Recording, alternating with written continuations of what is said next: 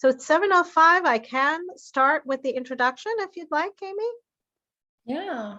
And then I will turn this all over to you. So it's my pleasure to introduce tonight's speaker, Amy Nguyen. She is founder of Happiness Infinity, LLC, a career happiness coaching service company in Greater New York City. Amy is certified as a brain-based coach by the Neuro Leadership Institute and official member of Forbes Coaches, named to Business Insider's 2020 inaugural list of the most innovative career coaches. Amy's mission is to bring brain-based happiness to humanity through empowering highly motivated women, especially mothers and men who support women, to up-level their career and life to happiness infinity in order to achieve optimal and sustainable success, either it be for transforming their careers, leading a happier team, or performing at their peak. Through her signature coaching programs and workshops, Amy inspires and guides her clients to happily and practically discover their happiness infinity zone, map out the strategies as well as the next steps, and live it every day while maximizing the power of their brains through brain-based techniques. She believes that each of us deserves to be happy in our life and career, and when we are authentically happy by living our genius, life purpose, values, and passion, and training our brains to enhance positivity, neural pathways, we offer the best gift for ourselves and the world, and success will obviously follow. Amy is proud to say she is among the examples. And without further ado, I'm going to turn the spotlight over to Amy.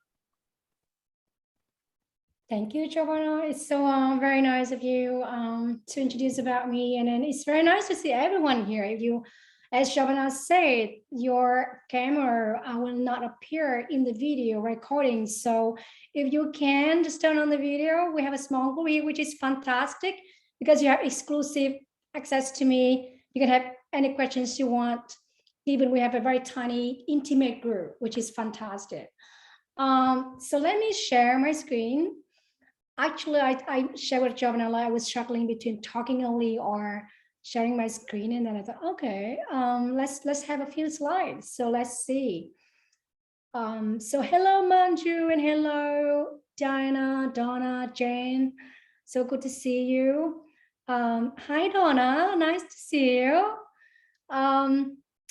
Actually, before we start, let's do something. Can anyone share the one thing that made you super happy in the past 24 hours? Maybe we start from, who wants to start with Manju, because you are the first on the screen. Why not? What is the one thing that makes you feel very happy about in the past 24 hours? We have some happiness circle together here before we start.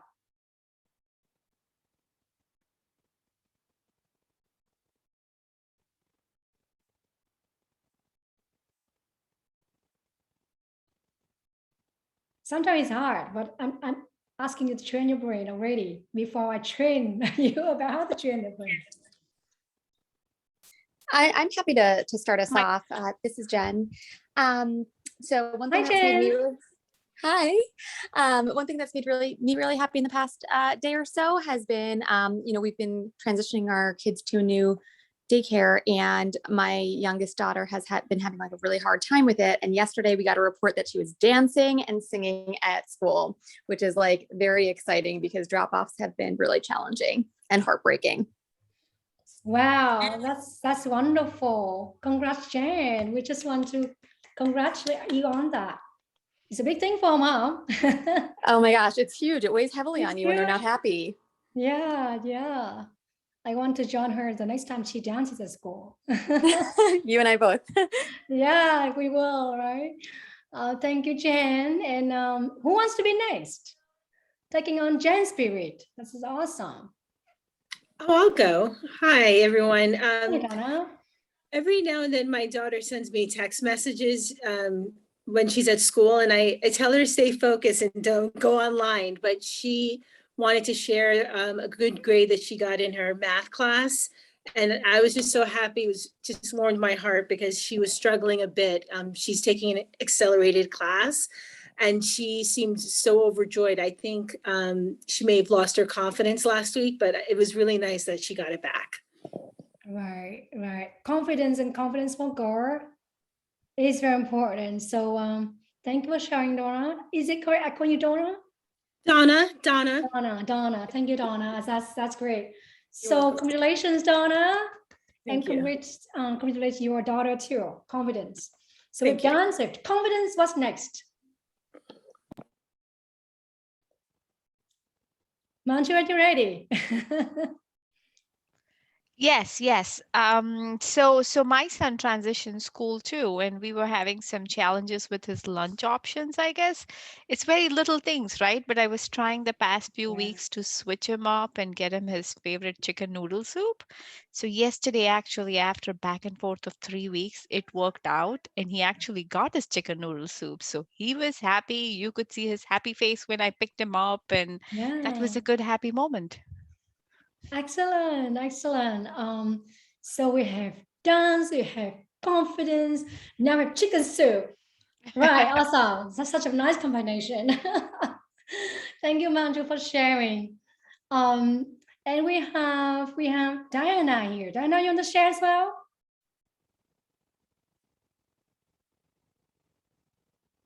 You are on mute. Giovanna, you want to share? Yours. Oh, I don't know if I have too many things to share, but Yeah. I think some people may not have audio all the time. So if Diana wants to type in the chat, that's fine too. So Yeah. no, I'll let someone else go. Thank All right. So I think that's all for us. So yeah, what comes to the top of your mind, Giovanna? I In know you have a terms of lot of things that but I'm just thankful one thing. for, Yeah, anything you feel happy Oh. about, you feel grateful for. I'm just grateful, with all this terrible weather we've had and that we're still okay. We're still standing. And even with everything we were talking earlier with the pandemic and how much we've been through in 18 plus months, that we're still standing. we're still working through this. So that's Right. something I'm grateful for. We're surviving Might and be we big, are but yeah. thriving. Yeah. Okay, I'm sorry. I got my audio now. Hi, Donna. Good to have you. Yeah, like Miss Giovanna said with the weather, when my arthritis was really acting up with all the rain, but today I pushed myself to get out and go for a walk, and that made me feel better. Right. Go for a walk and you feel better. Small thing, but it makes you feel much better. Wow, thank you, Diana. So we have dance, we have confidence, we have chicken noodle, we have surviving and thriving through the pandemic, and now we have walk in the nature. So thank you, everyone. I'm so happy that you actually train your brain a bit here. It's hard because like when I did the workshop for Elevate Network, one man told me, I have a lot of things I'm happy about. And then I asked him to name one for me. And he was cracking his head, oh my goodness, I cannot remember. So actually you are actually training your brain because our brain tend to spot for negativity because that is our survival instinct. And when we do spot certain positivity, the brain doesn't actually install that into our brain structure. So what we have just done right now is one of the very techniques to train your brain. I have a lot of things to share in the session today, so let's start. Actually, let's prepare some slide, but it's a bit dry if it just slides. So I will be flexible. I will go with the flow, and I will open the floor for any questions along the way. You don't have to wait until the end. I want to make it a very interactive session because we have a very intimate group here. Everybody's on high energy, a lot of happiness shared. So let me turn on my screen and then let's see how it goes with the screen here. Let me open the slide and okay. And let me know when you can see my screen, everyone. We could see it. Awesome. Perfect. All right, so my mission is to level women's personal and professional lives to happiness infinity.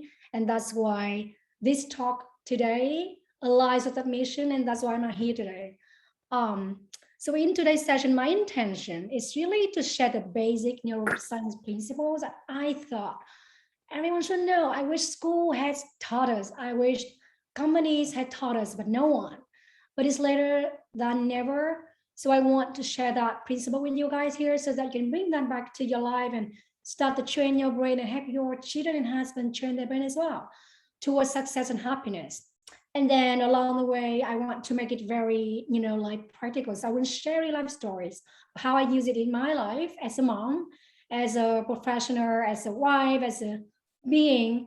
And I want to leave you with highly practical tips to use it right away. So that's my intention for today's session. So just a few things. I know we all come here with that intention to learn. And this is the next part of training your brain. So our brain cannot focus on 4 things at a time. So my recommendation is for you guys to put the phone aside, put it on the silent mode. I don't have my phone around me at all. So your brain can focus totally on this session. You deserve that. It has been a long day. You have the time and space to be here for yourself. Nothing is an emergency unless it actually is. So with that said, can you share with me what makes you invest in the time and energy today with me and with Giovanna? I know 90 minutes is a lot of time. So what is the motivation? Maybe like you can, share on the audio, or you can share in the chat if you want to. Audio is better. We have a small group. Just keep the conversation going.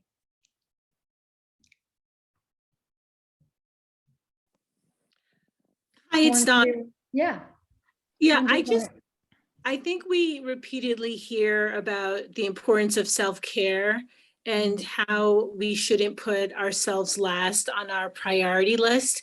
And particularly as moms, I tend to keep I get pushed down and other people's needs get placed higher because of age. I always feel like, they need help and I'll just do this or that later. So I think you just have to really make an effort and take that extra step to say no. If it was someone else, I would have made time for them. So why wouldn't I make time for myself? And every now and then I tell myself that, and then I make time for myself. And then I get to attend things like this. Wow, thank you. I like it. I like it so much. Like putting yourself on the top of the list will help you to serve others better. I love it. And I think I really, I just want to appreciate and acknowledge your efforts to be here today. Because like even for me, like to arrange for this session, I have to prepare like days in advance and organize my life around that. So I want to acknowledge your efforts to be here too. So you are here today to learn and to start to take care of yourself. And what's your name? It's Donna Roberts. Donna, yeah. I don't see the screen on the other side, so I cannot tell the name, but thank you so much, Donna. Any other one to share why you makes your investment in the session today? It's as you say, and as the name says, right? We all have, or at least I have in some ways, forgotten, or we put it in the backseat, right? How to rewire our brain for happiness and enjoy little things in life, right? And be happy about them and look at the positive side. So just the way your topic is so catchy and how you are, I wanted to see what's in it for me. And so I made sure I made the time. Awesome. Thank you, Manju. Yeah. Now you put yourself in the front seat with this, at least one of the activities to show that you are actually take the action to bring yourself to the front seat and drive the car. Okay. Thank you, Manju. That's awesome. Any other, team members here want to share as well? Jane, Dana. Do I miss anyone else? Heather, I saw Heather too.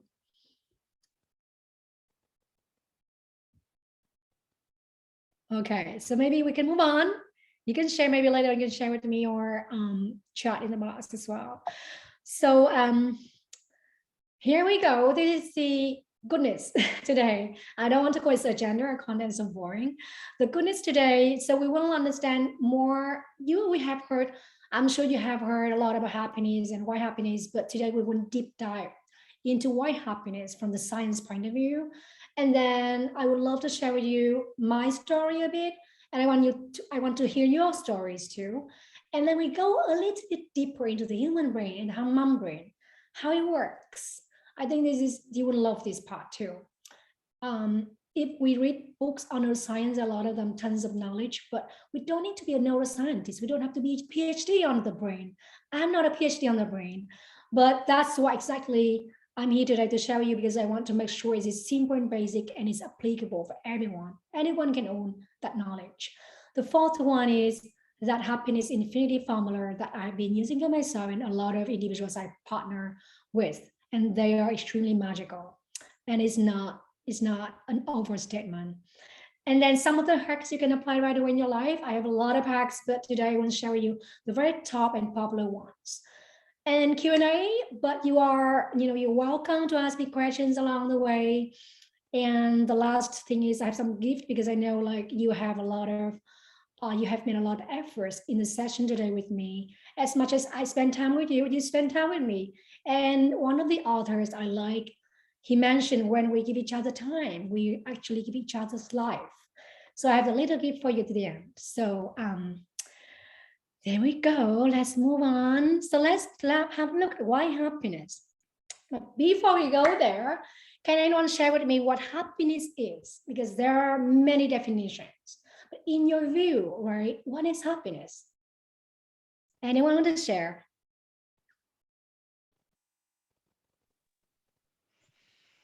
Well, what makes you feel good? Yeah, feeling good. Bring it on, Manju and everyone. Feeling good. Anything else? I think it makes you live longer too. So it's good we all be happy, Right. is my interpretation. Feeling good, being healthier, living longer. Yeah. Anything else? Okay. So let me challenge you then. So if you're very sad, you are extremely unhappy, and somebody comes to you, let's for example, your husband, he's loving. We loved him, and you love him and he loves you. That's why you got married. But sometimes we just cannot crack his head. He just did not speak at all. He's done work, and it was silent. And you won't be upset. And somebody say, "Hey, why are you upset? Just be happy. Look at you. You have a happy family. Why are you so upset?" So is it co-happiness as well? Just keep smiling. You don't have to be upset. Just be happy. Is that happiness? No, I didn't get you. You mean co-happiness mean being happiness together? Being happy together? Yeah, I mean, like being happy doesn't mean like when you are very unhappy and somebody comes and say, "Hey, keep smiling. You have so many good things in your life. Why are you so sad? Just be happy." No, as you said, you have to rewire to do that, right? I can keep thinking of the negative things and stay unhappy. Yeah, that's right, Manju. No, we cannot tell somebody who is very sad to be happy right away. There's so much going on in our brain. So that is not authentic happiness. So we wouldn't cover authentic happiness today. And what I mean by authentic happiness is brain-based happiness, and what happens to the brain. So happiness, based on a lot of research, it has three layers. Number one, as you mentioned, Manju, is correct. It's a good feeling on a daily basis. Of course, you may feel unhappy sometimes, sad sometimes, but on a daily basis, overall, you have good feelings. And the second layer is you feel satisfied with the key areas in your life. The most important thing among the area is to have a deep connection with your purpose. The purpose is the reason why you were born for. And the last one is a positive outlook for the future, whatever it might be. So they are the three layers of authentic happiness. And why happiness? Anyone can share here? And then I will share with you one very interesting experiment from scientific researcher. Why happiness? Why do we need to be happy? I think happiness just makes you have a positive outlook on the future and each day. And if you don't have that sense of happiness I think it'd be more difficult to wake up each day and leave your house and take that step out and greet people. You want to make sure you're in good company. And I think in turn, you want to be, surround yourself with people who are also happy or have a cheerful disposition and not bringing negativity around you. Yeah. Thank you. So like it helps us to wake up every day and just hang out with people when maybe like we will be the source of positivity for others too. Thank you very much. Yeah. So let me show you guys the experiment. So there are two groups of participants in this research. And the researcher told the participants that, hey guys, can you please look into these newspapers and tell me how many photos there are in this newspaper? So these groups of people include, one group is, composed of those who believe they are not lucky at all. And another group is, they consider themselves to be lucky people. They are positive and they are happy in general. What is interesting is after mere around 3 seconds, the group of people who believe they are lucky found out the answers right away. For the another group of people who believe they're not lucky at all, it took them on average like 2 to 3 minutes to figure out the answer. And why is that so? The reason is in the middle of the newspaper, there is a big message that said, stop counting. There are 43 photos in this newspaper.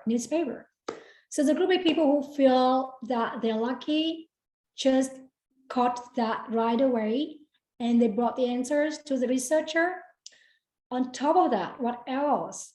As a bonus, there's another big message in the newspaper that said, well, you guys stop counting.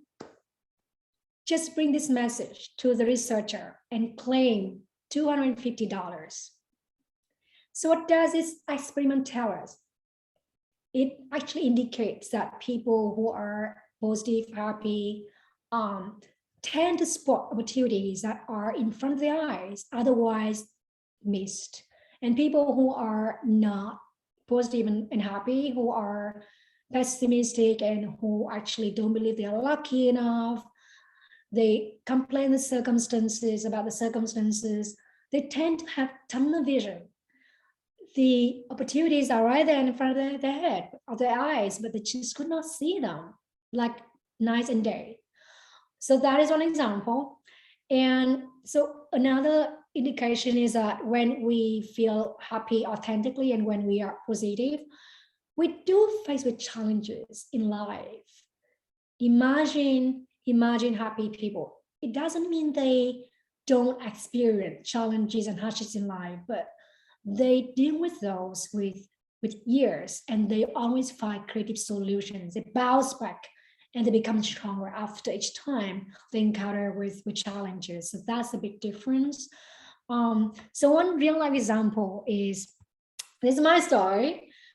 I have like thousands of stories. I think like my journal where I train my brain, how to wire happiness, and where I tame negativity.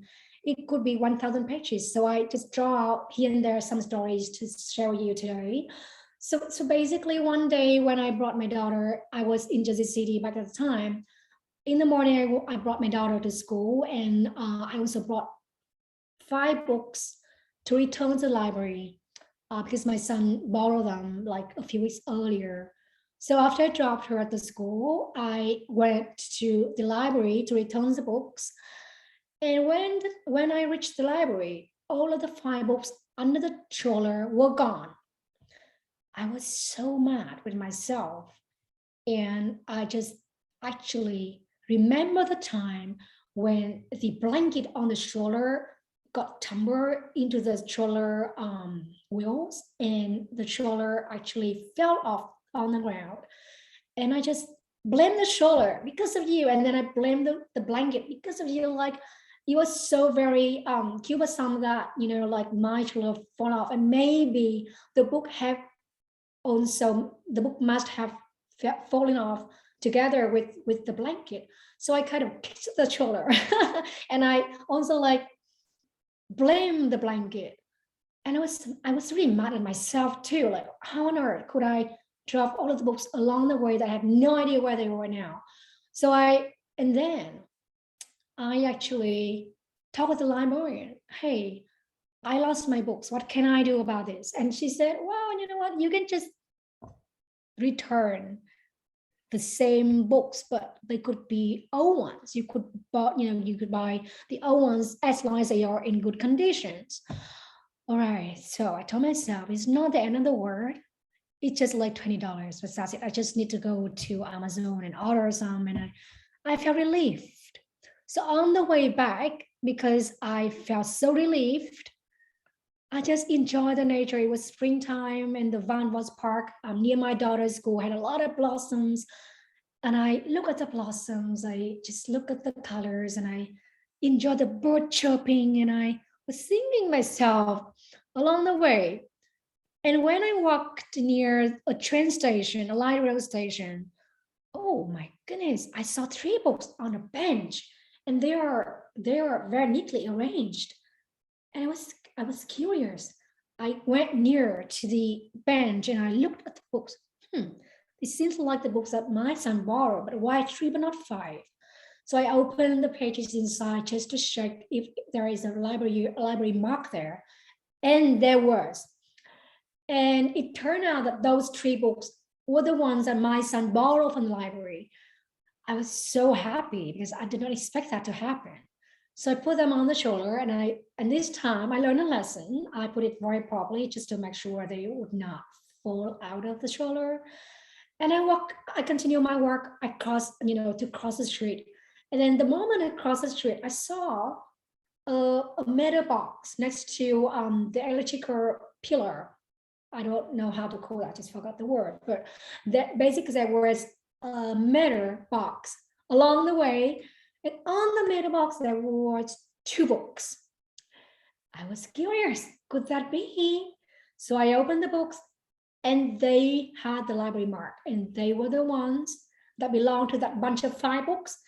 I was super happy, and I felt so relieved, and I put them nicely on the shoulder, and I thought, maybe somebody who actually picked these up must be a mom, because like it was very neatly arranged together. So I feel so happy, and the whole day became a wonderful day. I no longer ruminated. I did not blame myself. I did not blame the shoulder who could not speak at all. And then the whole day became a very productive day. So imagine you had every day, and this is not the worst. You may have had a lot of worse things in life, but imagine you tame them. You turn them into positivity. Then one day become 1 year of productivity, and 1 year become the whole life of productivity and meaning and purpose, instead of ruminating and delving into negativity and blaming ourselves, right? So this is just one real life example. I want to share with you more about the science behind that later on. So happiness is very important. It brings us to success. It brings us to productivity. It brings us to health, longevity, as you all mentioned. But what happened is we are actually experiencing the unhappiness epidemic. So like 50 years ago, 14.5 years old is the onset. So actually 60 years ago, the onset of depression is 29.5, not 40.5. But nowadays, the average onset age for depression is 14.5. So imagine teenagers already get, depressed. And on top of that, 50 years ago, the depression rate is not that high. Nowadays, it's 10 times higher than that in the past 50 years ago. So that is the pandemic we had on top of the COVID-19 that happened in the past 2 years. And what is worse? What is worse is that like we have the mom unhappiness pandemic, because beyond the normal human brain, as a mom, we have a lot of things that attack our brain, the fragile brain. We have demands, we have extra demands, we have children to take care of. We have standards from people, we have expectations from people. from our child, from our husband, from our co-workers, from our managers, from our parents-in-laws, from our neighbors, even neighbors, right? All kind of expectations. And we have criticism. Oh, you're not good enough, mother. I think you should do this to your child. And we also have maternal gatekeeping. So I heard a lot of mothers told me, like, when the children were smaller, they kept checking on the child because they were so afraid that the child just stopped breathing. So we have a lot of worries and fears as well. And then nowadays we have information overload. Facebook, Instagram, LinkedIn, and now like TikTok, whatever it is. And the last one is around beliefs. For example, oh, mothers, they are so great at multitasking. That's why they can do everything, to have everything. And it's so wrong.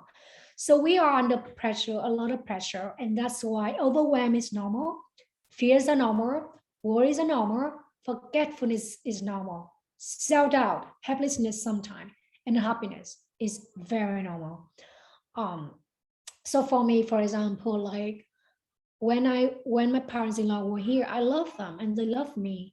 But sometimes when parents-in-law live with you guys, for example, if you have experienced before, they may spot certain things in the way you raise your children, and they may give some feedback, and that makes you feel, oh, you don't know how hard I try. It's so hard, and now you criticize me, and I feel so bad. It's already hard, but people's feedback, criticism make it just harder, right? And then you look at social media, everybody looks so happy. Oh my goodness, my friends, their families, they are so happy. And why I'm here arguing with my husband over some small stuff, and why I'm here dealing with my child tantrum. I gave her nice bread, but she doesn't like it because it's not toasted the way she wants. And then the other day, like, we came back from a trip to an event. The first thing I did was going straight into the kitchen and making sure that dinner is ready for my family. And everyone went to shower. And after my son has showered, he came out and said, "Mommy, when is dinner ready?" And I said, "In 15 minutes, son." Another 15 minutes? I was so mad because, like, there are a lot of things that happened in my head in the previous days that would not tame. It happened among me and my husband, like when we did not tame them right away, they can build up. And at that moment, I burst out and I could not hold it anymore.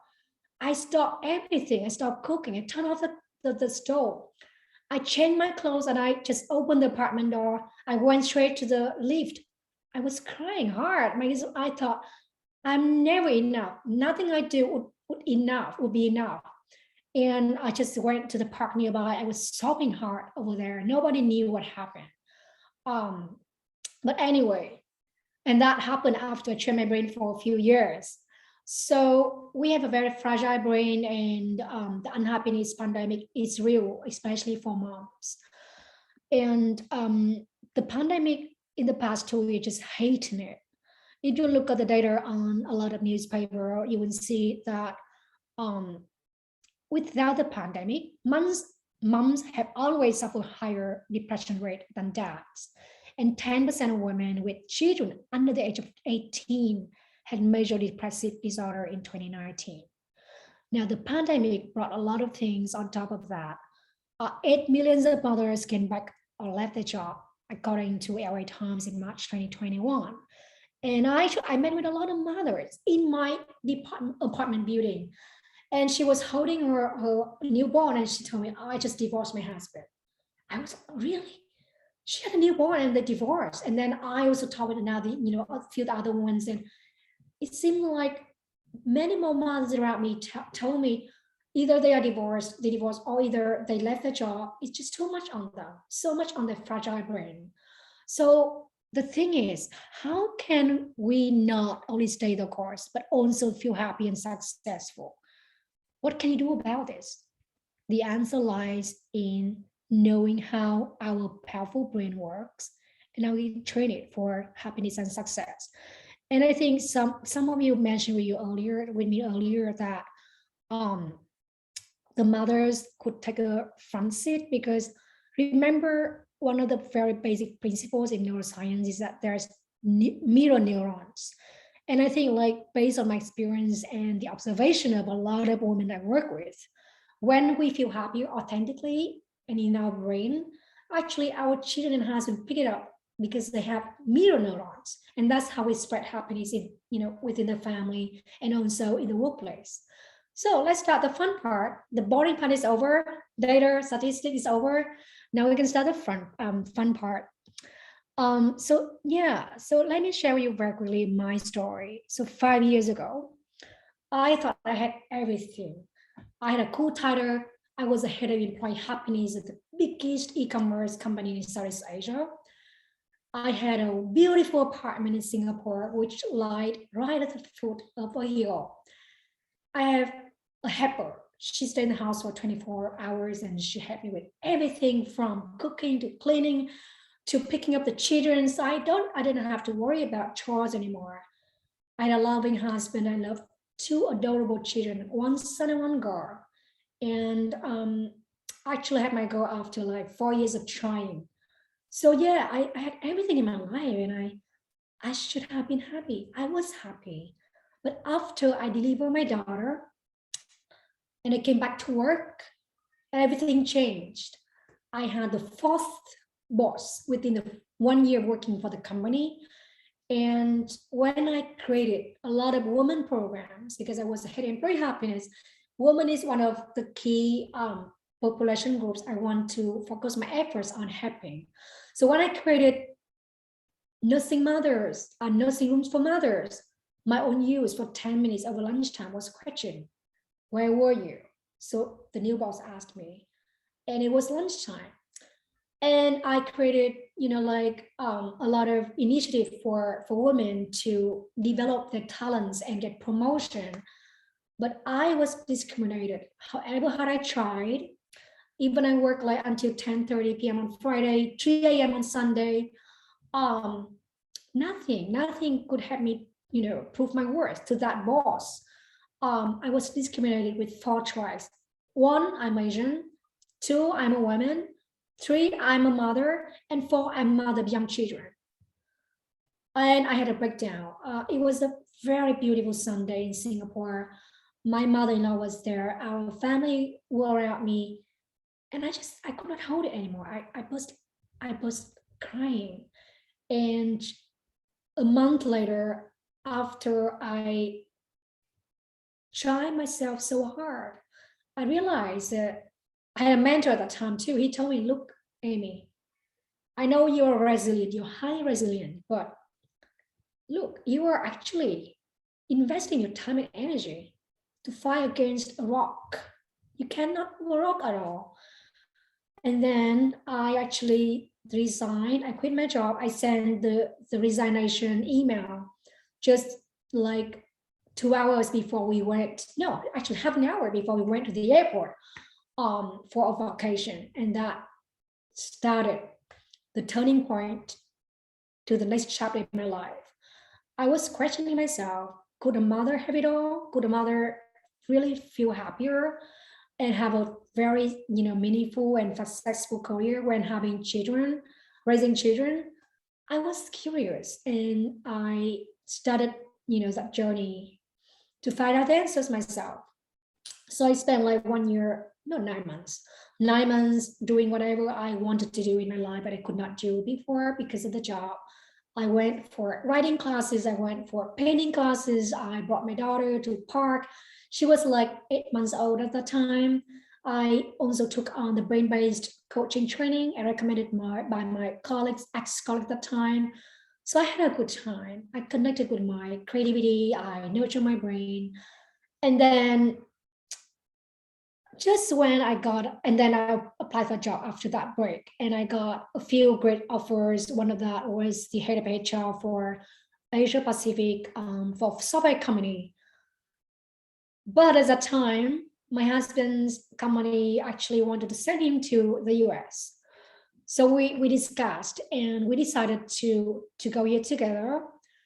And with that new development, I was wondering, I read in LinkedIn by Sharon Sandberg, she said 43% of women in the US after children don't go back to work.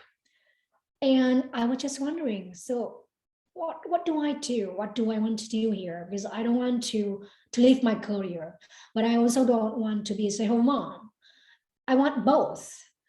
And finally, I decided to be an entrepreneur. So in the new country, no friends, no families, like having no ideas about how the culture works. I was there, I had been there in Houston for 6 months, like years ago. But again, the culture was still new to me.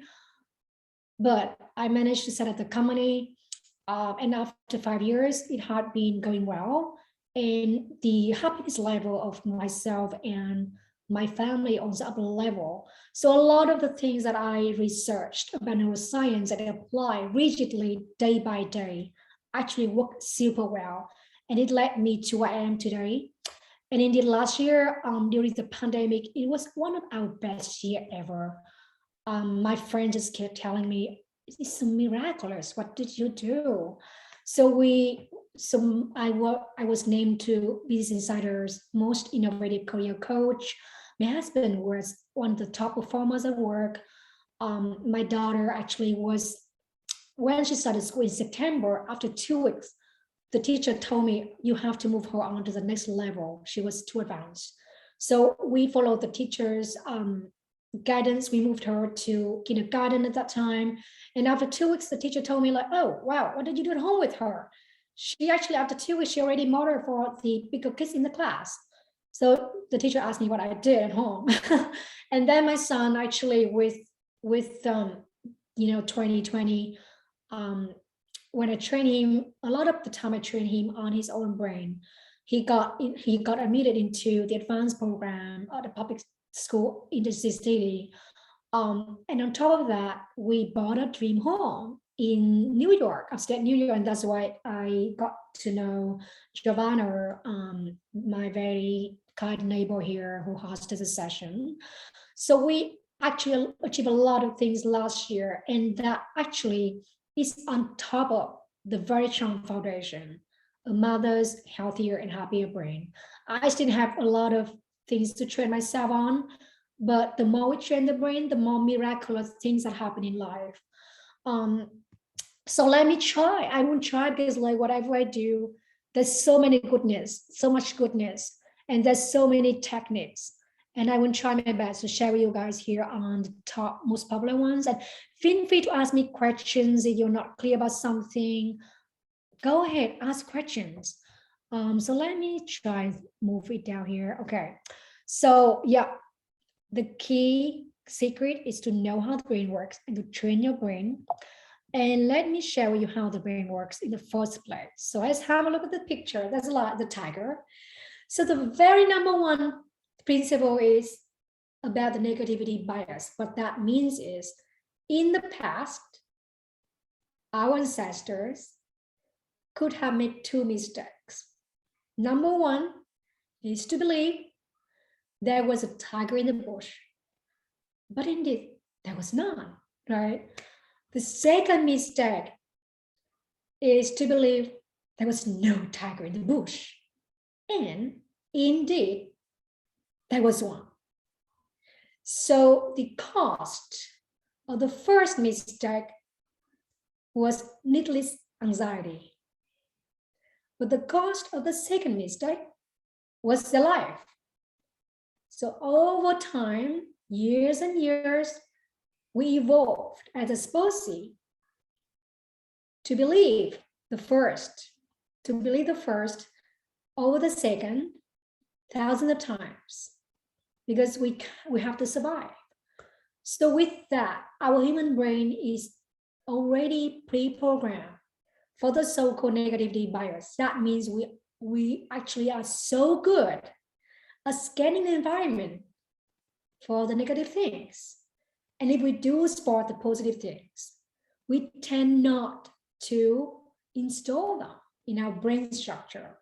So for example, like let's say like you go to work and it's now's the time for performance review, right? And maybe the boss gives you guys like 10 points of feedback. 9 of them are positive and one of them is negative. Chances are a person will keep thinking about that over lunch, shadow their thoughts during the time they work, in meetings, on the way they drive home, on the train, or dinner with the family. And it just keeps going on in the brain. And they do not learn to install those 9 positive points in the brain as well. And the consequences are we tend to overestimate risks and threats. We underestimate opportunities that could bring us forward to a brighter future. So that's the very first thing about the brain and how it works. And according to neuroscience, and we need to have, in order for us to thrive in life, we need to have the ratio of 3/1 of positive thoughts over negative one. That means for every single negative thought, we need to have 3 positive ones to counter that one negative thought.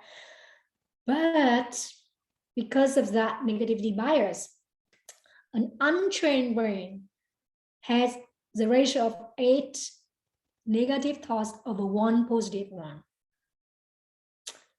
So I would challenge you maybe to do some math right now. On average, we have 65,000 thoughts a day. Of course, it can change based on individuals, but on average, each of us has 65,000 thoughts. So that means how many thoughts we need to have, how many positive thoughts we need to have in order for us to thrive in life. 65 divided by 4, and then multiplied by 3. So let's say 64 by 4, 32, 16 by 3, so like 48,000 thoughts, right? We need to have around 48,000 positive thoughts. But if we use 8/1 ratio, how many negative thoughts we have if we don't train the brain? So 65, just like 63, so it's easier. 63 divided by 9, 7 multiplied by 8, so it's 56,000 negative thoughts we have. And we need to have 48,000 positive thoughts. So we have a lot of work to be done there, right? Now, in terms of relationships, let's say like relationship between husband and wife, ourselves with our children, or ourselves with our parents, our close friends, our co-workers, the ratio is not 3/1. The ratio is higher. In order for us to have a good relationship, a thriving, solid one, that ratio is 5/1. So for every negative interaction, we need to have 5 positive interactions to make sure that our relationship is solid. Now, the second thing about the brain is, so I have a lot of things, but I just want to cover 3 top principles today. The second one is our brain has 3 systems to help us to meet 3 basic demands of human beings. The demand to avoid danger for safety, the demand to approach rewards for satisfaction, and the demand to seek relationships for connection. So today, for example, when you come to this meeting, come to this session, maybe you have to navigate around the house, maybe the toys are messy on the ground, Lego pieces are there. So you have to navigate your way so you don't step on the tiny piece of Lego that could cause you a lot of pain. So you avoid danger for safety, and then you have dinner, you shower, so you approach rewards for satisfaction. You feel full, you are fed, you are clean, you are fresh, whatever it is. And then you come to the session today because you will meet with the other participants, with Giovanna, with myself, for connection, right? So our brain actually have 3 systems: the brainstem, the subcortex, and the cortex, to help us to meet those demands, those needs. So when we do meet those needs, these 3 systems will default in the responsive mode, not reactive one. What does it mean is when the brain is in responsive mode, when your needs are met, you will experience a lot of good emotions. If you have safety, then you will feel secure, you feel relaxed, right? You feel peaceful, you feel calm.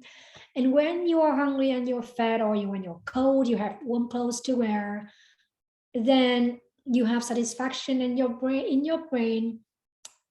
the brain will give you like emotions of, let's say, contentment because you're satisfied, right? Gratitude. And when you find relationships that makes you feel good, then your brain also default into the responsive mode, and that brings you the emotions of belonging, love, kindness, all kinds of those emotions. And in this responsive mode, you deal with challenges at years, you see creative solutions, and you also don't give up.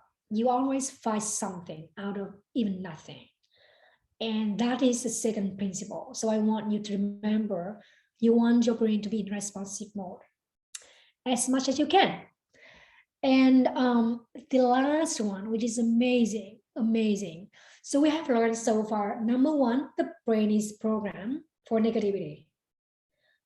Number two, it's just the second one. Let me go back here. Number two, responsive mode, right? In responsive mode, we can achieve anything. It gives us like creative solutions. It gives us success. And the third one, which is the good news, is yes, we can actually rewire our brain for it to be in responsive mode, to be against that pre-programmed negativity bias. And it is called neuroplasticity. And what that means is your brain is always moldable. You can change your brain structure.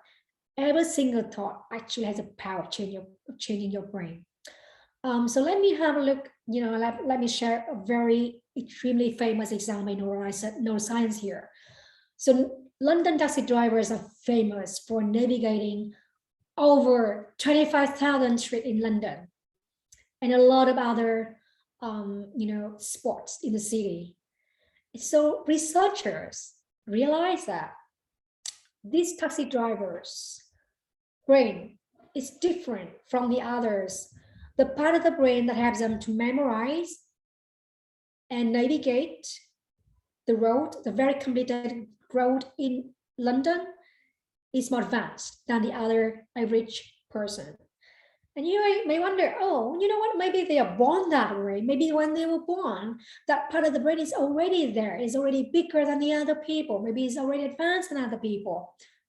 No. So before this London taxi driver became the driver, they had to actually go to training, extremely extensive training. And after the training, they actually had to take an exam. And when they pass the exam, they can get the license, they can be taxi drivers. So the researcher found that like before the training, before the exam, they actually have the part of the brain that helps them to memorize and navigate are similar. And among the drivers who actually pass the exam, that part of the brain becomes bigger after the whole period of training and exam. So the example is an amazing example, tells us that like our brain is extremely plastic. We can change its structure.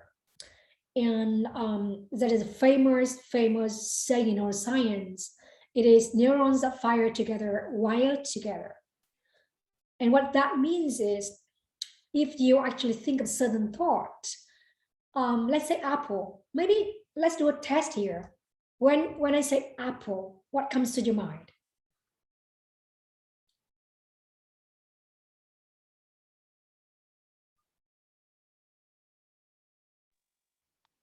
Fruit, Fruit?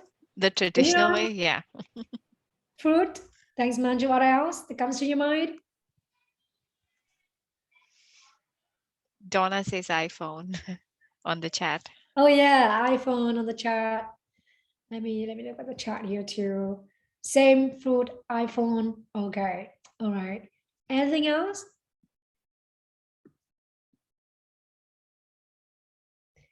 Yeah, I asked this question to a group of 50 people, and they have a lot of ideas. Something of apple picking, something of apple pie, some things of vitamin C, and another thing of like 1 apple each day will help you not see the doctor every day. So there are a lot of ideas out there. So our brains are very much different. No two brains are alike. And when I say apple, then you guys have different ideas about apple. And when you let's say like Manju, you say apple or fruit, then certain neurons in your brain actually fire together and helps you to think about fruit. And maybe for Diane, Donna, different parts of the brain will fire together, and that those certain neurons relate to Apple, MacBook or iPhone, right? So with one concept that comes to our mind, certain neurons will fire. And when they fire, they will connect with each other. And the more they fire, the more they connect with each other, the more strengthened that neural pathway is. And that's why London taxi driver, after they train a lot, they learn a lot, they do exam, then the neural pathway that helped them to navigate the street in London got strengthened. Yeah, so they wired together more strongly. So that's the good news. So how can we translate this scientific stuff into the practical hacks? And let's have a look. Let's have a look here. Yeah, I shared about happiness earlier, so we can move on. So this is a happiness infinity formula that I'm sure you have been looking forward to seeing. Number one, 3 things here. Number one, before we train the brain, we need to make sure we have a very strong baseline, which is a healthy mind. Just like your body, if you want to run for marathon, you have to make sure your body, the baseline is there, right? The second one is to live in your happiness infinity zone. So I will share about that later on in details. The third one is, and again, the happiness infinity zone is an extremely strong positivity pillars to train your brain. The third one is to train your brain to install positivity and tame negativity. Very straightforward, very simple. So if you look into the ratio of 3/1, imagine you train your brain every day and you increase the ratio, from, like maybe like 2/1 to 3/1 to 4/1, and over time, you can increase. That's why I have the concept of happiness infinity, because like you can reduce that negative thoughts to almost 0, and you can increase your number of positive thoughts to 1,000, maybe like even like 65,000. Then you achieve infinity of happiness, and it's a lifelong journey. There's no arrival. Just keep training the brain. The thing is, when you train your brain, then you will bounce back from negativity faster. So I have women who work with me and say, before, if I meet the same problem, I would dwell on it for days. I could not get out of it.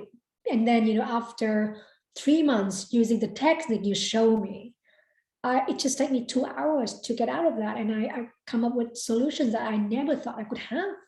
So that's the magic of training your brain. And it takes a lot of discipline, but it yields a lot of magical results. So let me share with you about, how to have a healthy mind as well. So based on the work, extremely great work of David Rock and his partner, at the Neuro Leadership Institute, where I was trained as a brain-based coach, there are 7 ingredients for healthy brain. So as a mom, we tend to care about our children's physical health, what nutrition, vitamins to give them. We ensure they have enough warm clothes to wear on cold days and very breathable clothes on warm, hot day. But really, we care about the brain, what kind of nutrition do we need to give to the brain.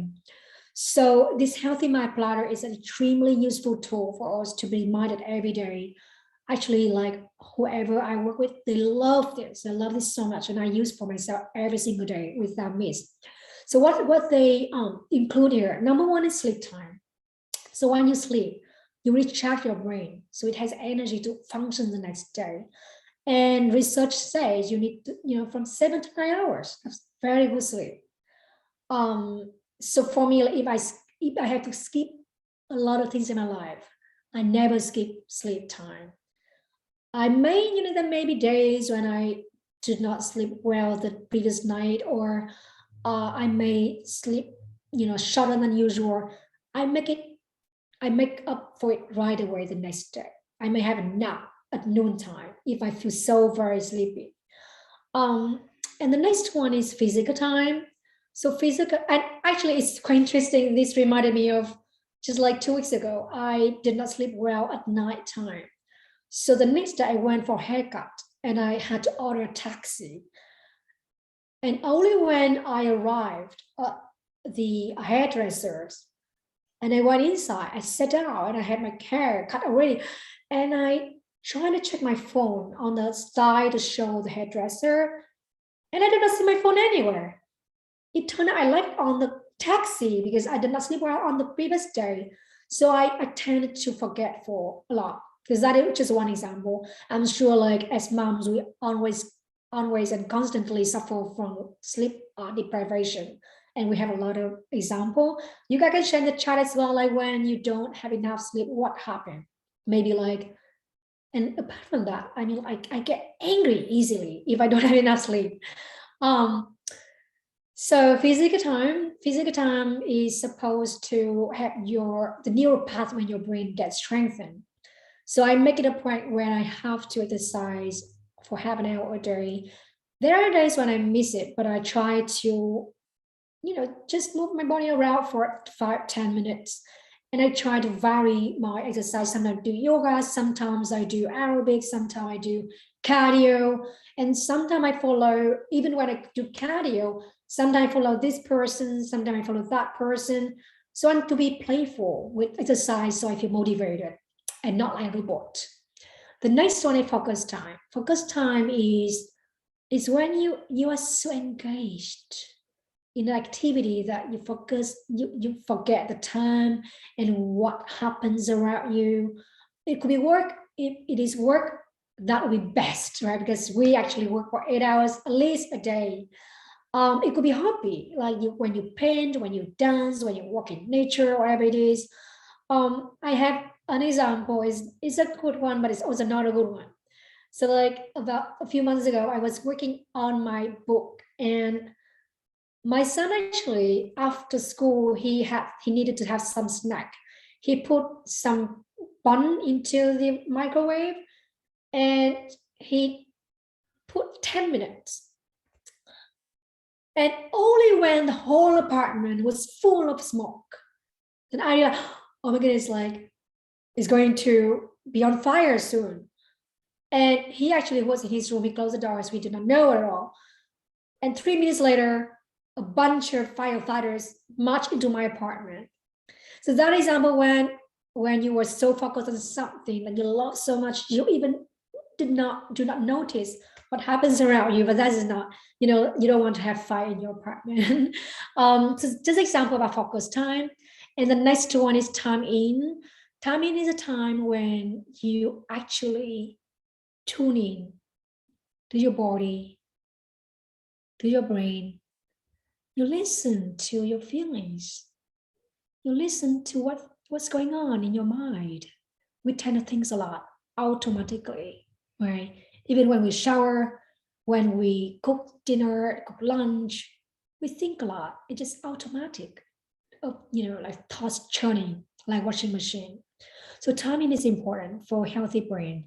It's a time when sometimes it's just simply like sitting down for 5 minutes. It could be somewhere, but I would really think that you might want to sit down somewhere that makes you feel relaxed. And then be present. Just tune into whatever feelings, the sensations in your body and your mind, right? A few minutes is fine. You don't need to have an hour. A few minutes is fine as well. And downtime is a time when you feel so free of agenda, because as a mom, we have a long to-do list, right? I remember I still have overwhelmed sometimes. And actually, like just last week, I was so overwhelmed. My garden was overgrown because we moved to this house like 3 months ago, and the garden was not trimmed for years, 20 years. My neighbor told me for 20 years. So it's very overgrown. My kitchen renovation project was messy. My contractor never responded on when to start. And I had to organize some workshops. My client came to me and said, I need your help, and tons of things to order for the kitchen, and the list just kept going on. And my daughter, she got injured over the weekend because we went for a biking tour and her feet got entangled in the bicycle wheel. It happened on Sunday, so she could not go to school on Monday. So on Monday, I had to go to the city for some appointment. So my husband took care of her on Monday. But on Tuesday, it was my turn. And here I was with a long to-do list, and my daughter was next to me and asking me to play with her. And I was like, my brain was just frozen. So I journal for 15 minutes, and I thought, nothing is urgent now. Nothing is an emergency. So I decided to spend time with her. So I had downtime. I free myself of any agenda. I free myself of my long to-do list, and I play with her for 2 hours at my downtime. I'm not afraid of anything that could happen, because nothing could happen. I'm with her. I'm safe. So downtime could, it would be the idea for you to have it every day. It could be like half an hour. It could be 15 minutes. But during that time, you have to feel free from any agenda, from any goals for chasing. That feeling is important. That feeling is important for a healthy brain. The next one is playtime. Playtime here doesn't mean we have to sit down and play some games. It could be just spontaneous and doing things differently, maybe like cooking salad spontaneously out of the ingredients, whatever ingredient you have in the fridge. You don't have to follow any recipe. Or it could be like taking a different route to work. Maybe today you go to work by bicycle, the next day you go by train, the other day you go by car. So it's really about being spontaneous in life. And the last ingredient is to connect with your family, loved ones, and with nature. With nature. I have a colleague at HP before he told everyone, like, you know what, before I go out for a run, I touch a tree. At that time, everybody laughed at him. And I was curious, why touching a tree? Years later, when I learned about this, he actually connects with nature, and that helps him to have a healthy brain. I love nature myself. But I was, touching a tree is very new to me at that time, but I love touching my tree right now. So remember, I think you might want to breathe out and stick this on your fridge. When I do a happiness workshop for my son and his friends in my home last time, I also walk them through this, I have my platter, and they love it. And they actually brainstorm about ideas to implement this. So I think like it is a good start for yourself and for your family.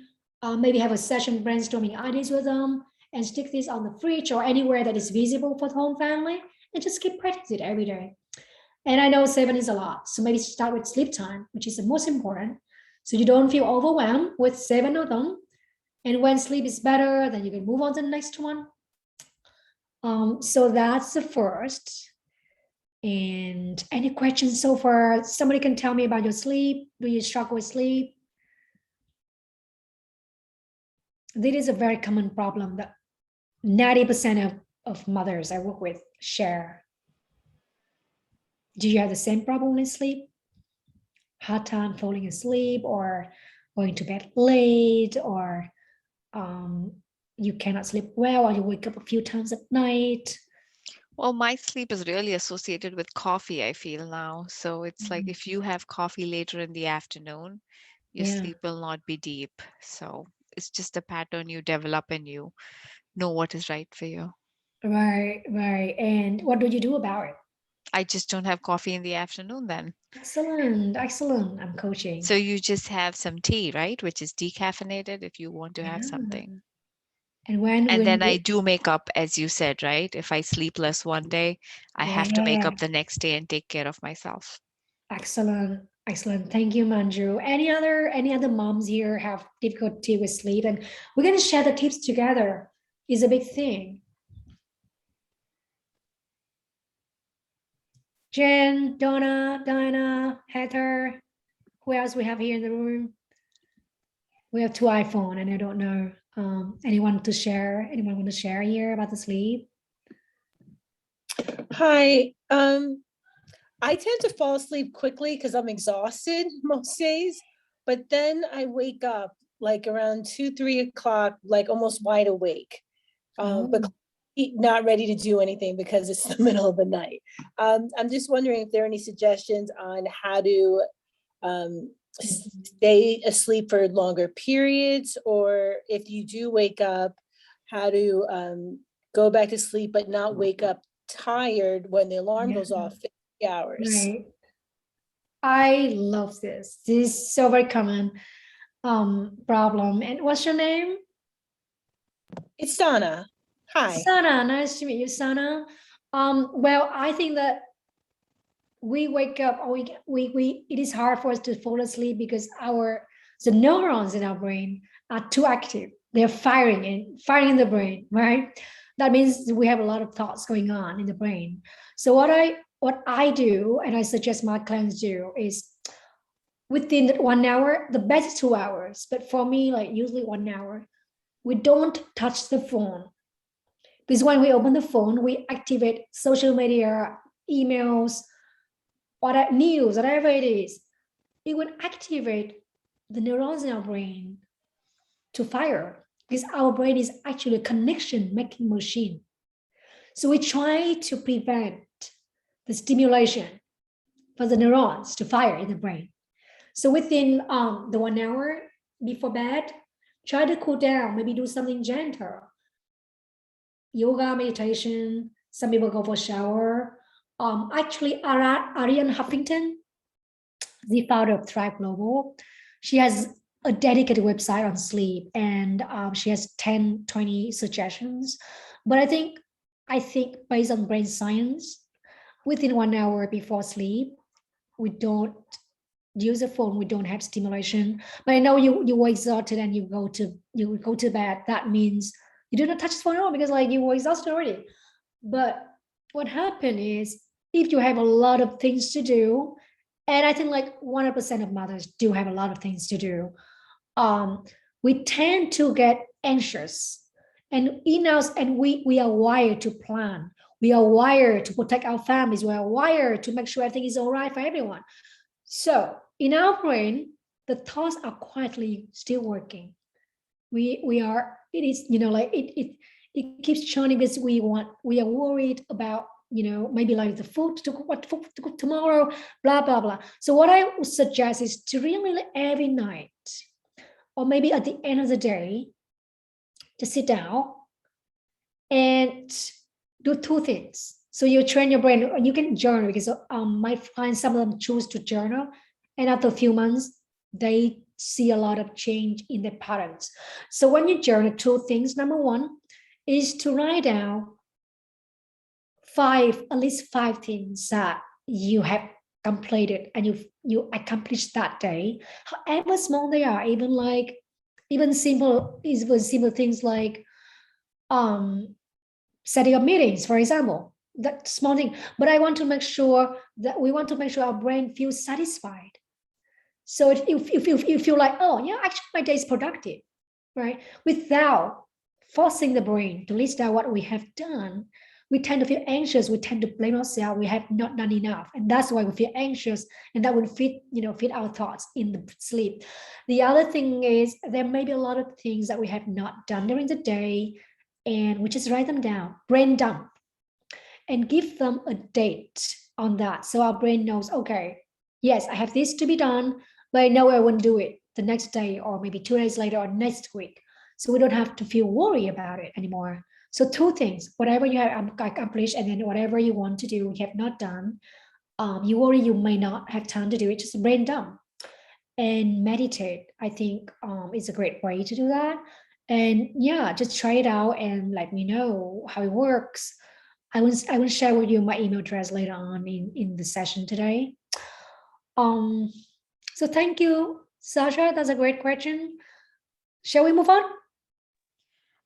Quick question. What website did you say with the tips? The tips, the first one is, the tip is really number one is like. No, you said some website that has 15 to 20 tips. The website, actually, at the end of the session today, I will share you a few gifts. And then one of the gifts is the very detailed guide on how I actually implement the 7 nutritions for the brain, and in that guide there is that website. So Okay. yeah, Thank you. yeah, it's a great resource to have, and it's good for the children too, because nowadays children also suffer from a lot of anxiety, and having this nutrition for them is very powerful for now at a young age. So let's have some practice. I know you have been working hard. I ask you questions, you listen to the presentation, and our brain has been working hard. So let's have some break. Let's spend some time together to have some time in. So I will guide you with some meditation, short ones, so you feel relaxed and calm. You have more energy for your brain to, absorb more information from the session today. Has anyone here tried meditation before? Manju, yes? Any other? Yes. I actually use those apps that they have, especially through the pandemic. There was Calm and Headspace, and before bedtime, they're actually very helpful. Oh, cool. So you try it out. That's great. So any other who have not tried it before in the group? Oh, Donna said yes. Yes, from me. Okay, cool. What's your name? I'm so sorry, I did not see your video, so I have to keep asking about the name. It's me, Deep. Medium. All right, thank you, medium. So yeah, maybe for some of us here in the group, some of you may have not tried it out. So yeah, this is a great opportunity for us to do it together. I think meditation is not something that is complicated. It's simply to give your brain a rest. It's like an untrained brain would have a lot of thoughts automatically churning our brain, right? So we just give it a rest and tune in into our body and our feelings and sensations. So what you can do is just put your feet on the ground and put your hands on your thigh and just close your eyes. Close your eyes, and you may want to move your shoulders up and down. Turn your head to the left and then to the right. It's been a long day. We may have sit at the computer for 8-9 hours, so our body needs to have some movement, right? And then it's just about the breath here. It doesn't have to be complicated. We just, keep breathing, and I want to guide you through something called box breathing. So I will count for you and just follow my counting. And then you can follow your own rhythm of breathing. So close your eyes. Breathe in. 2, 3, 4. Hold. 2, 3, 4. Breathe out. 2, 3, 4. Hold. 2, 3, 4. Breathe in. 2, 3, 4. Hold. 2, 3, 4. Breathe out. 2, 3, 4.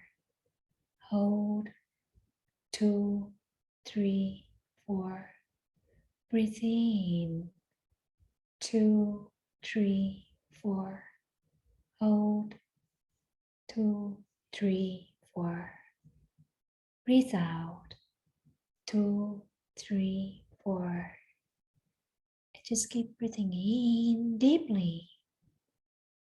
Breathing out, releasing all stress, anxiety, worries, fears, unhappiness. Let them dissolve in the air. And breathe in. Try to remember the beautiful moments in the day. Is a chicken noodle soup that brings smile to your son's face? Is a dance of your daughter? Is a walk in nature? Is a feeling of stability despite chaotic circumstance? It could be just the feeling of being around people who share our desire to learn, to grow. That feeling to be as part of this group right now, right here, was so kind and generous, sharing the thoughts with us in a very safe, intimate environment. It could be just a cup of tea you have in the evening. It's so nice. The smell, the fragrance from the tea, the warmth of the water. It could be the flowers that blossom in your garden you see this morning, a bird chirping. It could be any beautiful moment you want to relive and hardwire into your brain structure. And just keep breathing in, living those moments. And when you breathe out, release any negative thoughts. Thoughts are not helpful to you at all. Your brain is a garden. It's beautiful. You want to have flowers and herbs in your garden. And you want to remove any weed in that garden. So you feed your garden with rain, water, sunlight, and you remove the weed. And the flowers just keep blossoming, giving you fragrance, colors, birds come. Your brain is beautiful. It's a beautiful garden. So thank your brain and keep breathing for maybe 3 rounds of deep breaths. And we can open our eyes. So I would also keep breathing with you as well.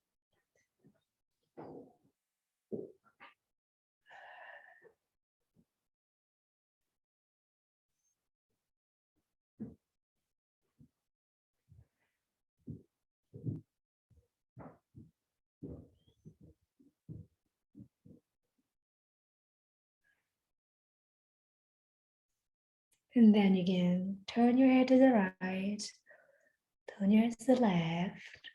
Then like move your shoulders a bit. You want to stand up, just feel free to stand up, move your feet.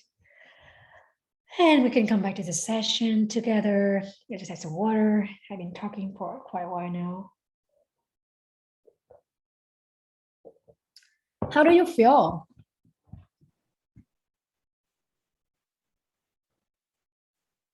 Good. Good. Yeah. How about others in the group? How do you feel in your body, in your mind? Very good. You help us reset. Thank you, Manju. Yeah. So now our brain has more energy to absorb the goodness in the session today together. So here's the zones. I think this is so key in my program. So this zone actually is composed of, number 1, your life purpose. The life purpose is why you were born for. And how does your work connect with bringing impact to the other people? The second one is your unique talents. Your unique talents is not, oh, she's so great at piano, she's so great at painting, she's so great at dancing. They are not talents, they are activities. When we talk about talents, we talk about our ways of approaching problem solving. So let's say Manju and Giovanna and me and Donna and Nastasia and Diana in the group here, we all have the same problem to encounter and to solve. But our brain is naturally wired already to approach solving that differently. So that is the talent, unique talents, and it is innate. We are born with them. And it's different from character, like strength, character strength. Character strength is something like resilience or discipline. Those are something you can train yourself, but talents are innate. And it's very unique to each individual. Some researchers say when you actually use your talents fully, you can master you can achieve mastery, and you can perform at your peak more quickly. Let's say like a lot of people, they kind of say, I like in my job, I'm not respected, I'm not valued. It's not because they're not smart enough. It's because they're in the wrong job. The talent set is for some other job and they are in the wrong one. And that's why they do not perform.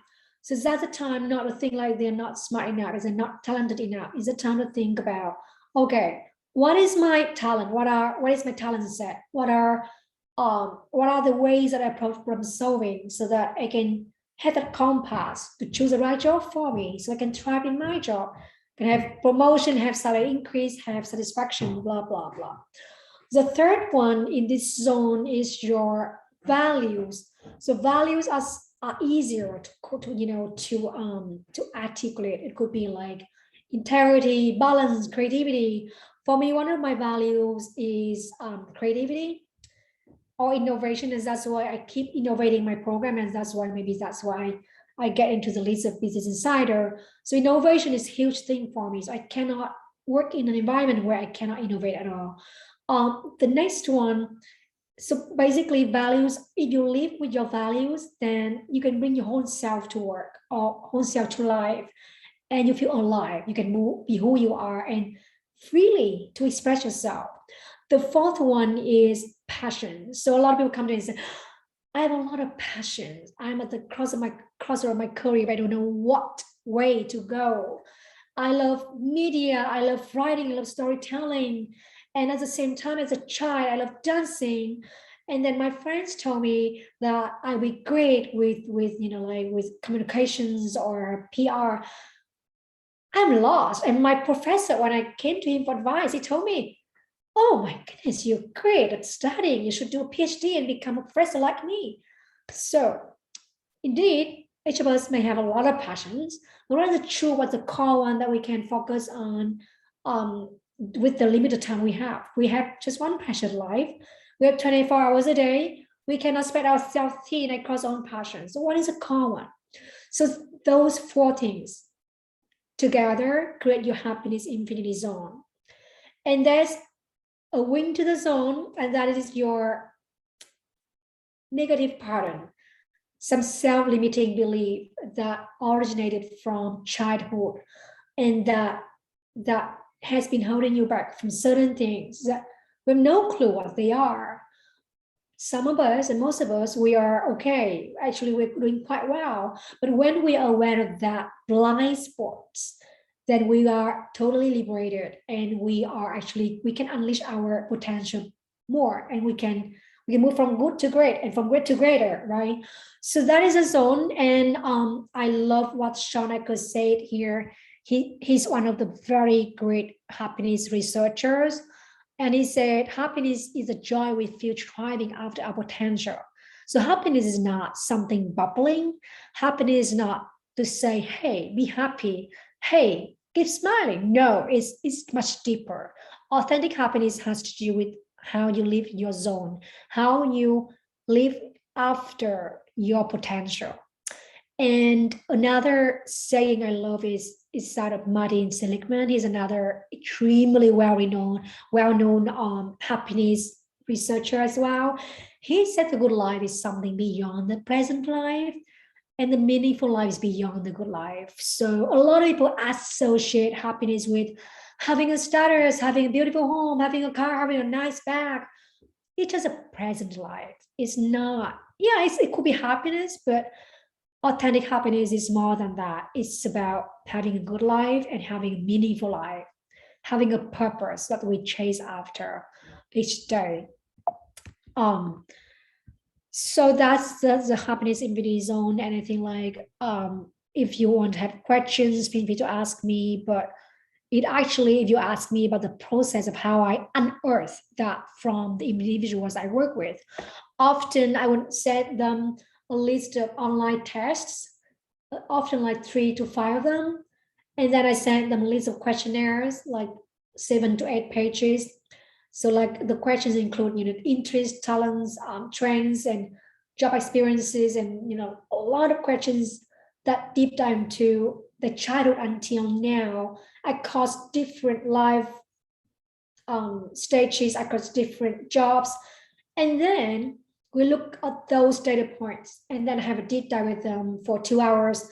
And then we will see the patterns emerging from those data points, and that both qualitative data and quantitative data, and we see the zone together. And I draft for them, I create for them in language, the zone report. So a lot of them tell me, oh, this is the first time I've seen myself so clearly in my life. I've never seen this before. And it's not the end though, it's the start of living a better life, a more meaningful life, because like, even when you are aware of who you are, sometimes you feel you don't feel you belong because there is something that unique to you, but you have not used for some time.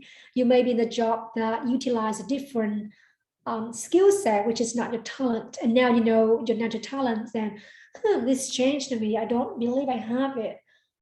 The thing is to use it. Only when you use it and leave it, then it will come in the forefront more often. So that's the second thing. So just recap the first one, to have a healthy brain as a baseline. Just like we need to have a healthy body to run a marathon. So before we train our brain, we need to have a healthy brain with that 7 nutrients. The second one is to uncover and live in your happiness infinity zone. And before I move on to the third one, I remember another example I had. So I had a woman, she actually at that time, she was struggling in one job for so long and she could not get promotion and she was wondering why. So we worked on that zone and we discovered her natural talents and her life purpose. And she uses that as a compass to evaluate. So this is another sharing so that you can use for your current job too. So when you know exactly what your zone is, your natural talents, then you can use that and analyze your current job. So you break down your current job into different key tasks and see, okay, for this task number A, task A, how much time I spend on it on a daily basis. Is it 10% of my time, 20% of my time? And the next question is, do the activities I implement to complete that task align with my unique talents? And so if it's aligned, it'd be great. If it doesn't, then we have to think of the ways to maximize the use of our talents with the 8 hours we work in our job. So with that woman, we analyze her current job description with her zone, and we like, she spent 70 to 80% of her time on the things that she's not meant for. So we discuss and brainstorm on the way to improve. Okay, is this a task you can outsource to someone else that, you know, who could be better at this and who could learn something? Does this task, you know, should the task be on the list at all, right? And for this one, which you love and which you are great at, what are the different ways you can increase the amount of time to do that work? So we went to the exercise and then we tried out different solutions, but unfortunately, you know, the manager could not help her with furthering that task she enjoyed and is great at. So we have a backup plan. She applied for jobs internally and externally, and she ended up in another position with another manager who is much better, and she get 60% salary increase. So it's just amazing when you know exactly who you are and bring that forward. You own it and you feel confident and you use your time smartly. And the other things will follow, promotion or, you know, like salary increase, everything will follow. So back to the next point. So now we know we need to train our brain. We need to have a healthy brain. We need to be in our zone. What's next? So the truth is, even when, for me, for example, I actually, when I moved into this career right now, I enjoy my job totally. So with my previous job in HR, I enjoyed them like maybe 80% or maybe 85%, which is awesome because I reached it's maybe like just 60 or 70%, or maybe less than that. But when I moved to this job, which fit totally with my zone, then I wake up every day feeling excited. I know my 10-year vision. I know what I want to do for the rest of my life. It's so clear to me. But things happen. Life happens. With children, like this morning when I woke up, my daughter screamed. She was loved. She's lovely, and she has a very healthy brain. But she was crying, "Mommy, like Brother Ming, he peed and he did not put down the seat, and I just sat down. I nearly fell into the toilet," and she was crying hard. And that the first thing happened in the morning. And this afternoon when she came home, she was making a book by herself, and she asked me, "Mommy, how to pronounce the word echolocation?" Because she wanted to write bats do echolocation. I did not hear her well. I could not make other words, so I Google, and she explained to me. I Google, and I found the word. So she copied the word into a book about bats, but she missed echolocation. She missed the letter C and the letter O in the word, and she was mad because like it took her so much time to buy the papers together, to draw the bird, about the bird, to write the other things, and now she made a mistake and she was crying hard. And I was preparing for this talk, so I was very anxious myself. So life happens. You cannot control, but the thing is, what we can control is to train our brain to hardwire positivity and to tame negativity when they come. So how we can do that? I have a lot of techniques, but the main point here is, remember, our brain tends not to spot positivity. And if it does not know how to install that into a brain structure. So we have the discipline. Is a practice, a lifelong practice. So Manju mentioned a great thing before. It's just, it's a little things in life. So, like a flower blossoming in the garden, or fresh summer air, or maybe like yellow autumn leaves, or tiny things in life, abundance of them. There's so much of them. It's just about us being open and more aware of them and sink into those moments. Don't move on. If you see beautiful things, just pause and sink yourself into that moment. So neuroscience says that we need to have 5 to 10 times of hardwiring positivity a day on average. And each time we need to sink ourselves into that experience with all of our senses for 5 to 10 seconds. So I don't audit myself. I would be like I would be like a robot, but knowing this knowledge would help us to be more aware, to train our brain more, to spot for and hardwire positivity. So, it could be people, maybe this group here today, for example, we are like-minded women, we are motivated, we care about ourselves because we know that it's not just for ourselves, but it's good for our family and our community too, right? So for those of you who are right here with me, and you are actually by participating in this workshop, you are syncing and hardwiring positivity already. It could be places, it could be life wonders, it could be experiences, it could be feelings. Sometime in the morning when I wake up and my children go to school already, I relive the moments, the previous days, and I feel that I love them so dearly. I strengthen that feelings toward my children, so it helps me to build that positivity related neural pathways in my brain. So maybe next time when they scream or they tantrum, then I have that reservoir to help me to deal with that in a calm manner, in a more loving manner, and more from an understanding place. So that's the little things in life. And one of the techniques I use for myself is to journal. So sometimes I just take a day off from work. I'm my own boss, so I take my day off. I go to the New York City. I explore different bookstores. I go to Bryant Park. I just really spend time for myself. And observe people, observe the season changing, observe the leaves on the trees and the coffee I have on my hands. And sometimes when I discover something new, I go back home and I write them down, because when you write them down in your journal, you actually activate the neurons relating to that beautiful experience again. And that neural pathway will be strengthened when you write them down.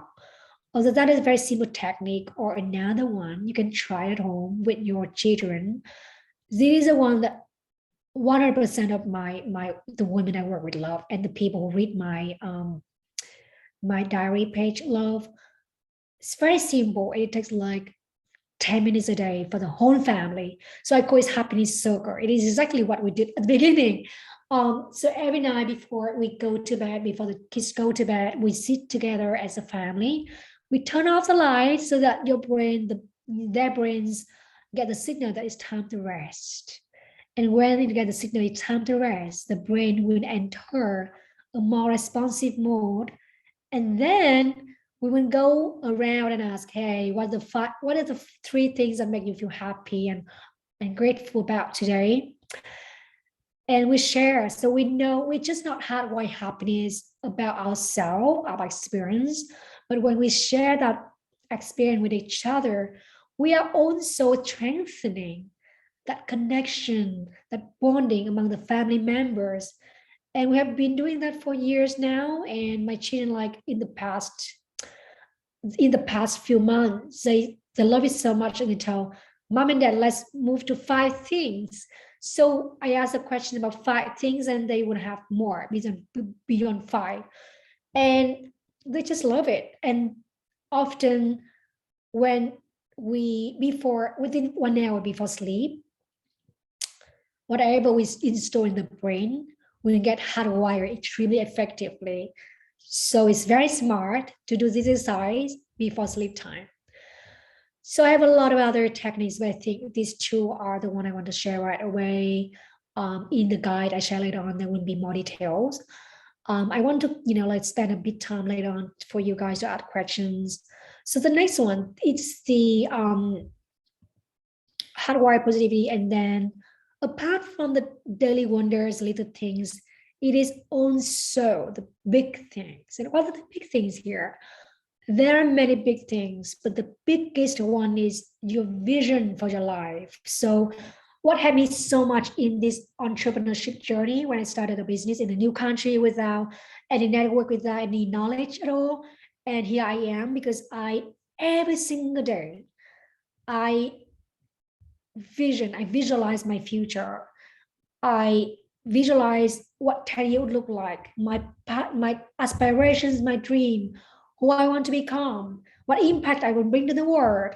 And I live in that future every day in the morning when I do meditation for like 5-10 minutes. So I visualize with my sensations, with with the sounds, the feelings, the colors and images. So when you activate a lot of feelings and sensations, when you visualize something, the impact is so powerful. So one research experiment says that when you imagine doing the finger exercise and compare that with people who actually do the finger exercise, even when you imagine you do exercise, you still increase the muscle mass by, I think, like around 30% or 20-something%. So that's the power of visualizations.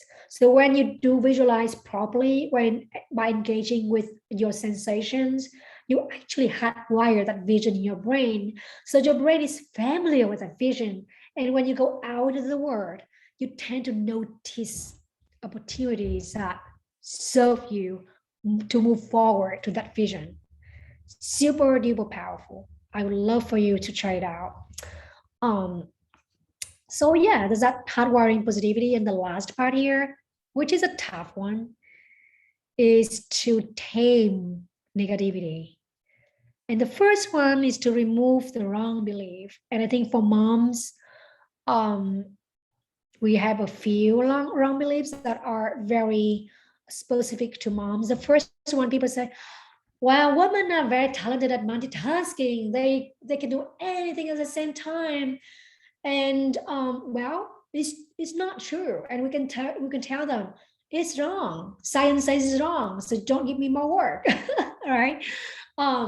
So basically, you can try one example with me right now, a very interesting experiment you can do at home with your children, with your husband. At the moment somebody give you more work, you can do that for them.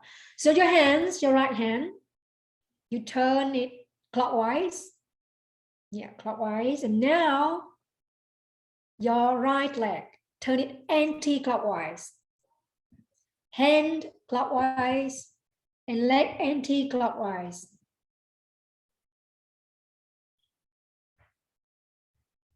What happened? It wants to go in the same direction.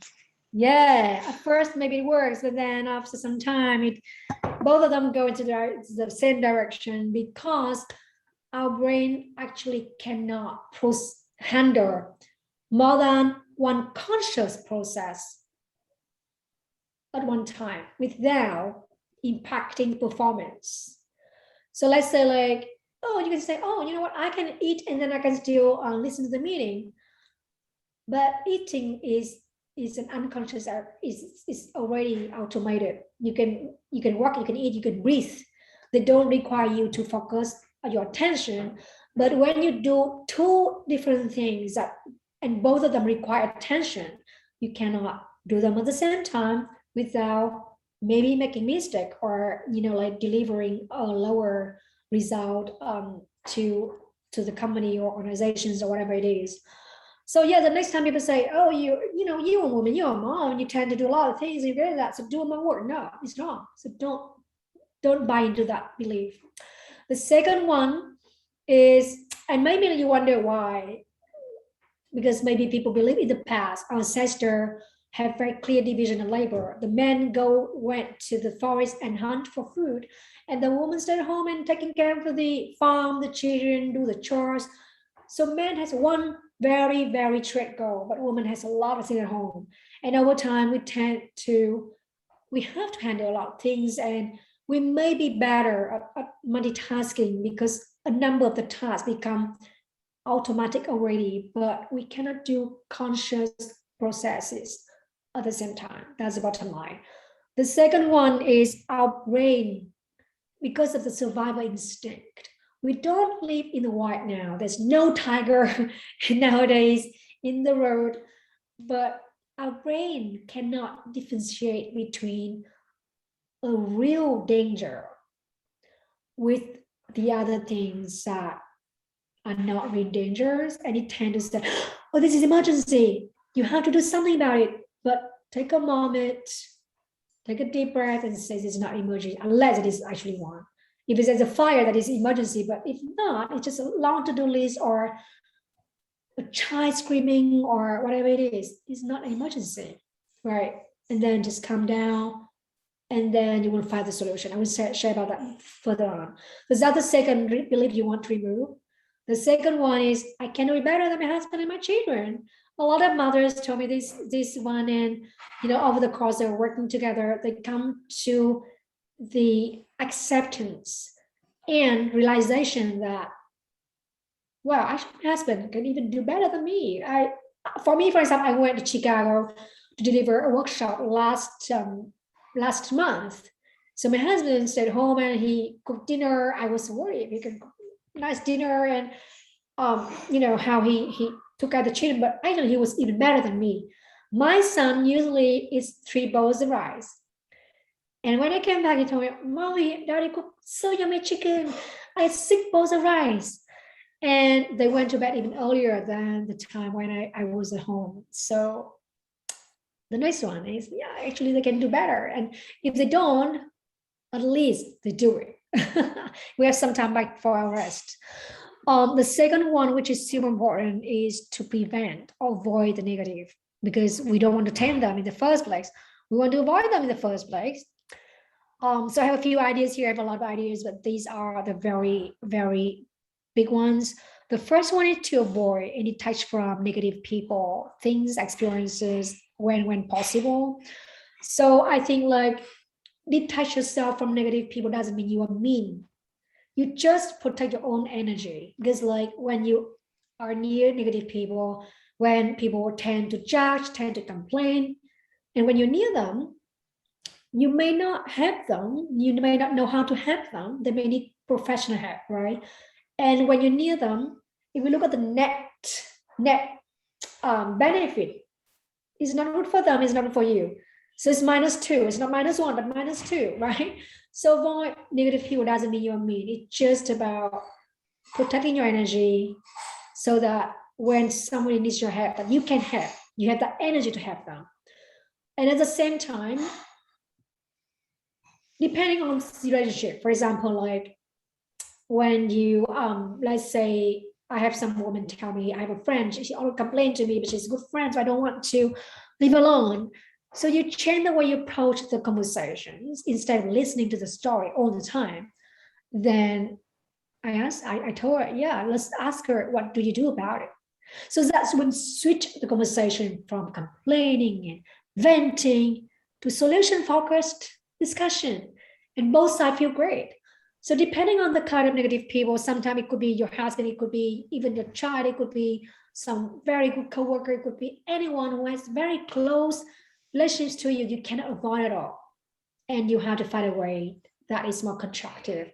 So when I started my entrepreneurship journey, my very beloved mother-in-law, I loved her, she loved me. She told me like, oh, you're so kind and helpful. You are better for a job in, the NGO, for example. It's time for you to step aside and do some part-time job right now. You're not meant for business. But she's great. She's loved me, and that comes from a place of love because she wanted to protect me. She has seen how much I suffer when I was at the previous company. So I still started my business. I did not want to settle for a part-time job that I just do the boring work. So after and when we met, my mother-in-law would ask me, oh, you have clients and how much do you charge? And blah, blah, do you charge at all? And is it free? So, having a business is hard, right? It's hard already. And then you have an extra layer of pressure. So I love her. I still love her very much. And I don't blame her at all. It's just that at that time, she's not learned, she's not trained as an entrepreneur, and she doesn't understand. That's fine. So I try to minimize the interaction for a few months. And I try not to touch that topic, although I still love her. And after a year, when I achieved certain results, and I shared with my family in an email, and my mother-in-law read it, and she was happy, and she sees that, oh, actually, it works. And she supported me. So I kind of minimize interaction, but I still love her, and I share at the right time. So that's another way, to navigate around avoiding. It's just one sentence, but there's a lot of layers in that. And the second one is at work. I think sometimes we tend to give ourselves a very stretch goal. So it's important to set challenging yet achievable goals so we don't beat ourselves up. We don't blame ourselves for not achieving something. And we go into that negativity by a cycle. Challenging yet achievable. And we track them. And we celebrate. So Giovanna, I think I mentioned with you in the email, like, hey, Giovanna, let's celebrate after this, because I think celebration, acknowledging our efforts is another thing that I do a lot of, in the past 5 years. That's why I kind of have the positivity reservoir in my brain enriched further, and it helps me to navigate through challenges better. And then the next one is set priorities based on your happiness infinity zone. If you are given a task, you have a lot of things to do, minimize the task, evaluate which one actually help me to utilize my talents, which one helps me to live my purpose. If they are not, you might want to outsource them, or maybe they do not belong on the list at all. And the next one is really to create and honor your boundaries. I don't work in the evening. Today is an exception, but I don't work in the evening. I don't work over the weekend. And even a lot of people ask, me to give free talk, and I have to say, no, I'm sorry. I have 2 talks a year for free. And I love your mission, and maybe next year, maybe next time we can do it together.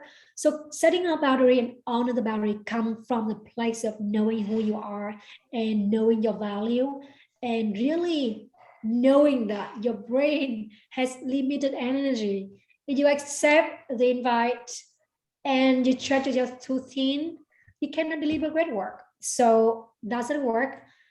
Oh my goodness, at home, I have thousands of stories to share with you. Amy, Yes, Amy, Giovanna? it's 9 o'clock. Oh, So we okay. need to wrap up soon. Yeah, thank you, Giovanna. Now I'm in overtime. Yeah, we are This nearly is there. Thank fascinating. This you. is really wonderful. Yeah. But if this could be your last slide, and then if I anyone think has any it's questions. let me have a look. Yeah, I think Okay, because because yeah, yeah, last I think few yeah. slides. Yeah, that's it. So the last one is at home. At home is really like I have a fair share of household chores, because when we don't, we tend to feel resented. We do things but we feel resented, and it's not healthy, it's toxic for the relationship.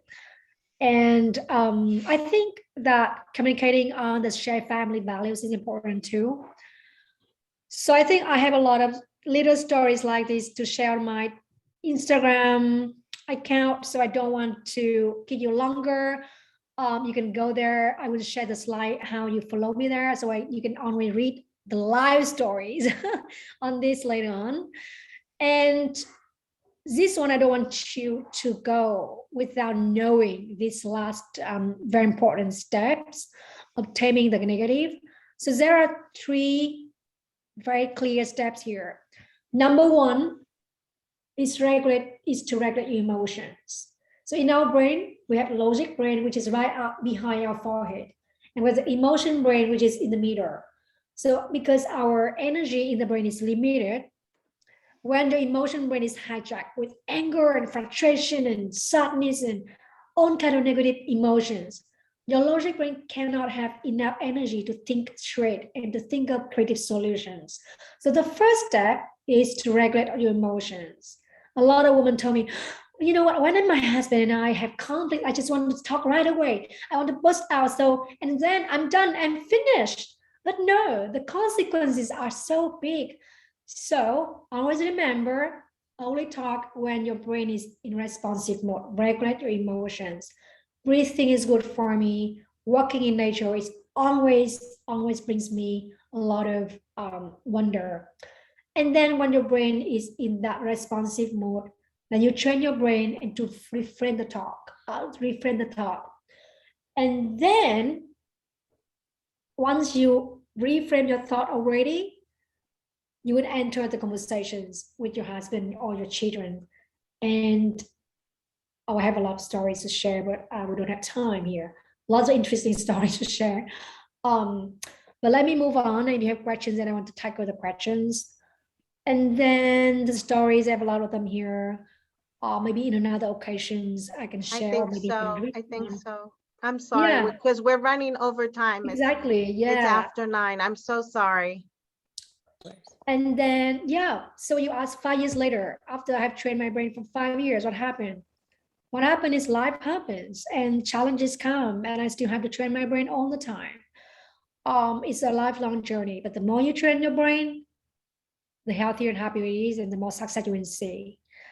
So the last one I want to leave you today is being a mom is a big gift, because when as a mom, if we know how to train the brain and to have a truly happier brain, we actually spread that happiness to our family and the world.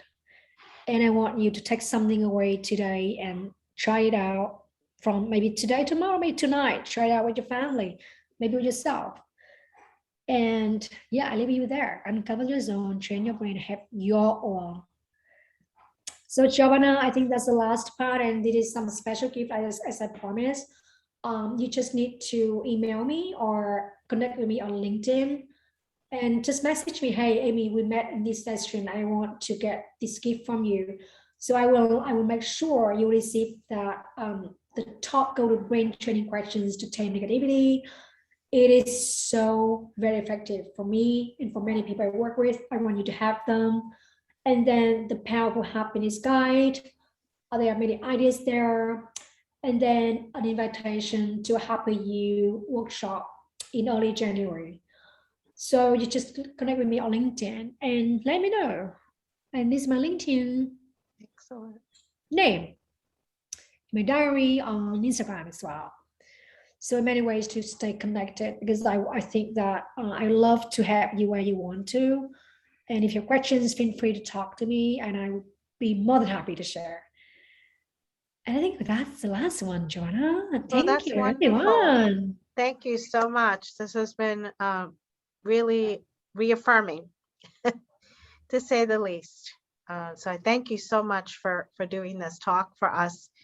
We are recording it and it will be available on our YouTube channel. And actually, this will conclude the recording of the